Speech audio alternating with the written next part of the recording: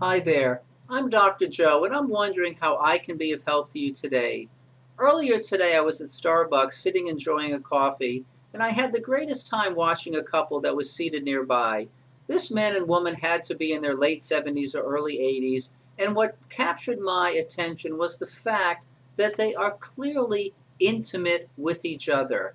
Now, how could I tell? I could tell they're intimate because of their body language, how they were looking at each other's eyes, how they were clearly paying attention to what they were saying, and how this woman could not stop rubbing her partner's forearm. It was truly a magical moment that I very much enjoyed. It had me smiling inside and out, and as I drove over to my office later in order to catch up on some work, I started thinking about where, oh, where has our intimacy gone?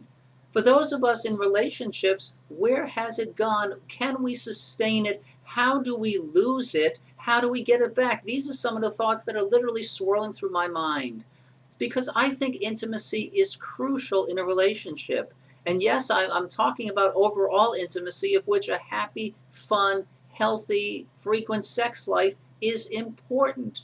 But I'm talking about global intimacy because I think once you lose that sense of intimacy, you are in trouble and you have to fight to maintain it.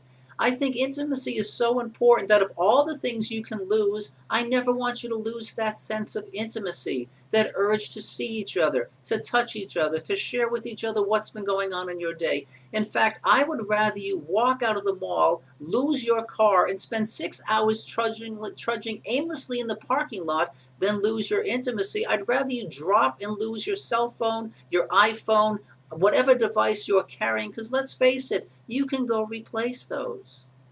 But when you lose that intimacy between you and your partner, the loss is much, much greater. So, what can we all do to protect it? Where can we find the time? We're so busy. We have so many appointments. We have so much stress. It is so easy to put each other on the back burner. I think the secret is about time. And what I hear from couples here in the office and outside in the world at large, what I hear about are couples that are fighting to maintain their intimacy. Lots of couples, and you may be doing this as well, are having date night on Wednesday night so that no matter how busy you are, on Wednesday night you are together. There are couples that no matter how busy they are with work and family and all their commitments, they are spending an hour or two on the weekends together.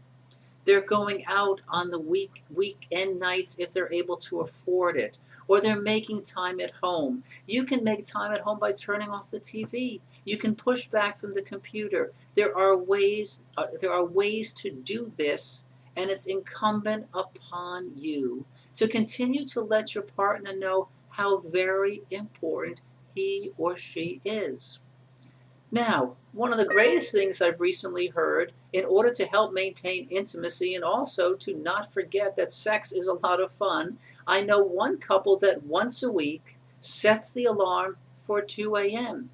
And although I thought this was a little bit far-fetched when I heard about it, these folks that I know have reported to me that that hour or longer between 2 a.m. and 3:30 a.m. early Thursday morning is among the best sexual, close fun they've had in 20 years.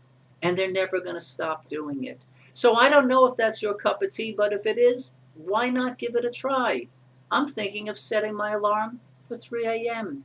I'm Dr. Joe from Boca. I'll talk to you soon.